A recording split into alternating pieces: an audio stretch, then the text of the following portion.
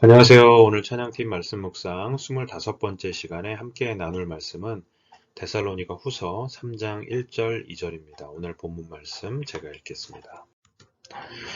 끝으로 형제들아 너희는 우리를 위하여 기도하기를 주의 말씀이 너희 가운데서와 같이 퍼져나가 영광스럽게 되고 또한 우리를 부당하고 악한 사람들에게서 건지시옵소서 하라. 믿음은 모든 사람의 것이 아니니라. 아멘. 지난 시간 저희는 바울이 데살로니가 성도들에게 했던 두 가지 기도 부탁 중에서 첫 번째 기도 제목을 살펴보았습니다. 그것은 주님의 말씀이 데살로니가 성도들에게서와 같이 바울이 앞으로 전할 사람들 안에서도 영광스럽게 되는 것입니다. 오늘은 2절을 중심으로 두 번째 기도 제목을 살펴보려고 합니다. 그것은 바울의 사역팀이 악한 자들로부터 건짐을 받는 것입니다. 바울은 자신의 사역팀이 부당하고 악한 사람들로부터 구출되도록 구원받도록 기도해 줄 것을 요청합니다. 여기 부당하다라는 말은 문자적으로 장소를 벗어나다라는 의미를 가집니다. 그리고 다른 의미로는 비정상적인 혹은 부적절한이라는 의미도 가지고 있습니다. 여기 비정상 그리고 부적절이라고 하는 것은 그 반대인 정상과 적절함의 어떤 기준이 있음을 전제하는 말입니다. 그러면 그 기준이 무엇일까요? 바로 하나님 그리고 하나님의 뜻입니다. 그들은 이 기준에서 비정상이요 부적절한 자들인 것입니다. 바울이 데살로니가 성도들을 향해 하나님께 감사하는 것이 마땅하다라고 했던 것 역시 동일한 하나님의 뜻의 기준에 의한 것입니다. 이어지는 악하다라는 말은 신구약 성경 전반에 걸쳐서 매우 자주 등장하는 단어입니다. 이 단어는 도덕적이고 사회적인 악한 행위뿐만 아니라 율법을 거스르는 것을 말할 때에도 이렇게 폭넓게 사용되는 단어입니다.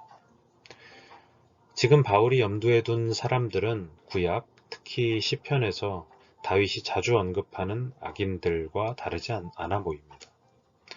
그들의 행동은 사회윤리적으로 볼 때에도 비정상적이고 부적절합니다. 그러나 보다 근본적으로 그들은 하나님의 뜻을 거스르는 자들입니다. 그래서 악인인 것입니다. 이렇게 바울을 둘러싼 부당하고 악한 자들은 물론 바울에게 압박을 가한다는 차원에서 윤리적으로, 사회적으로 악인일 수 있겠지만 그보다는 더 근본적으로 그들은 하나님을 정면으로 거스르는 진정한 악인입니다.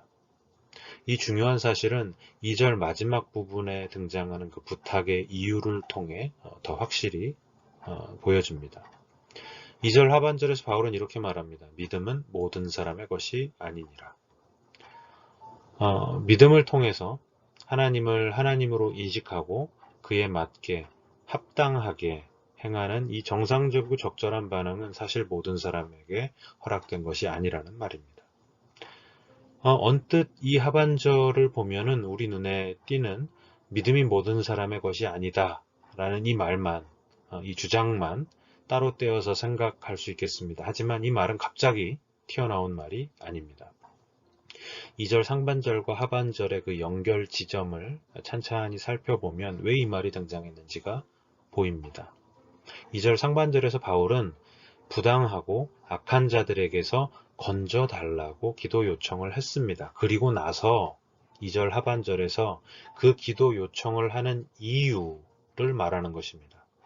이유로서 믿음이 모든 사람의 것이 아니라는 말을 하고 있는 것입니다. 그 악한 사람들에게서 건져달라라는 말은 결국 구해달라라는 말입니다.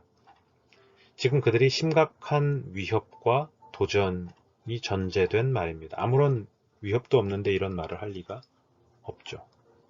실제로 바울의 여정 가운데 이런 위협과 도전은 사도행전에 나타나는 여러 기사들을 통해서 얼마든지 우리가 확인할 수 있습니다.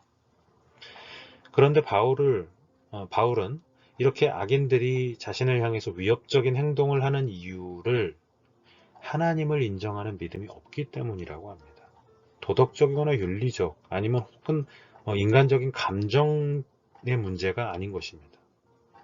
바로 이것이 하나님을 인정하지 않는 그들의 안에 믿음이 없는 그것이 그들로 하여금 그런 비정상적인 행동을 하게 하는 진짜 이유인 것입니다. 결국 2절 하반절의 믿음은 모든 사람의 것이 아니니라 라는 말은 바울을 위협하는 악인들이 왜 그러는지를, 그래서 기도 부탁을 할 수밖에 없는 그 이유를 알려주기 위한 것입니다. 하나님의 뜻을 거스르는 자가 악인입니다. 아담의 원죄 이후 모든 인간 안에 있는 이 죄의 뿌리로 인해서 모든 인류는 죄 중에 있습니다.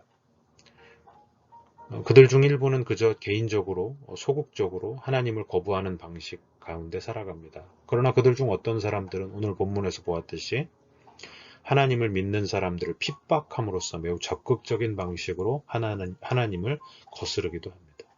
그래서 오늘 바울과 같이 우리 신자들로 하여금 그런 악인들로부터 보호해달라는 기도를 하게 합니다.